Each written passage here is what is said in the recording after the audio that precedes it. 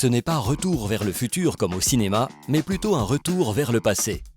Dans les années 70, les propriétaires de cette villa du centre-bourg d'Urquit ont décidé de prendre la poudre d'escampette et d'abandonner leur villa telle qu'elle, dans des conditions très étranges. 20 ans plus tard, début 90, devant le délabrement de cette maison, la commune décide d'entamer des démarches afin de trouver une solution pour redonner vie à ce lieu. D'avoir une maison abandonnée depuis 20 ans, et alors qu'on est en recherche de logement perpétuel, c'était quand même une opération indispensable.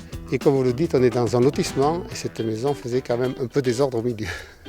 Finalement, après une vingtaine d'années de procédures sans suite, ne sachant plus quoi faire, la commune s'est rapprochée de l'EPFL Pays Basque pour l'aider. Le rôle de l'EPFL, là, il a consisté à accompagner la commune dans la procédure dite d'abandon manifeste, qui permet de repérer les propriétaires qui ont abandonné le bien, de les mettre en demeure de remédier à l'état d'abandon et, le cas échéant, s'ils ne répondent pas, de mettre en place une procédure d'expropriation, ce qu'on a fait, dans l'objectif de récupérer le bien pour le compte de la collectivité locale et de mettre en place un projet d'intérêt général. Un bail à réhabilitation tripartite, voilà la solution pour répondre aux problèmes de logements vacants et abandonnés en Pays Basque. Le principe est très simple. Lorsque de petites communes, comme ici Urquit, n'ont pas les moyens d'acheter un bien délabré et encore moins de le réhabiliter pour en faire des logements à loyer modéré, l'EPFL Pays Basque aide la commune en achetant le bien à sa place, le temps que celle-ci trouve les financements nécessaires. C'est ainsi qu'en 2016, l'EPFL a acheté le bien pour un montant de 100 000 € via une procédure d'expropriation. Elle a alors signé une convention de portage avec la commune pour une durée de 20 ans, période durant laquelle l'EPFL reste seul propriétaire du bien. À l'issue de cette durée de portage, l'EPFL rétrocédera et sans plus-value le bien à la commune qui deviendra ainsi le nouveau propriétaire. Concernant les travaux de réaménagement, l'entretien du bien ou la gestion des locataires, tout ceci est pris en charge par Solia, bailleur social spécialiste en la matière. En 2017, un bail à réhabilitation d'une durée de 33 ans a donc été signé entre les trois parties. Durant toute la durée de ce bail, et ce quel que soit le propriétaire, EPFL ou commune, l'ensemble des loyers est entièrement versé à Solia. Une fois le bail terminé, la commune se retrouve seule à gérer un bien qui a été totalement rénové sans qu'elle ne finance les travaux.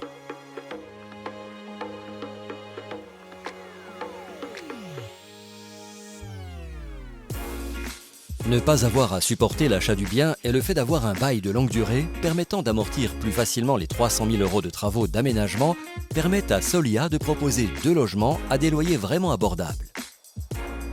Un T3 de 80 m² pour 488 € mensuels, ainsi qu'un T4 de 94 m² pour 626 €. Une aubaine pour les locataires actuels. Nous, on cherchait un extérieur. Voilà. Un extérieur pour le petit. On peut avoir quelque chose de pas cher, mais avec une petite surface. Mais à ce prix où on a eu, une grande surface, c'est impossible.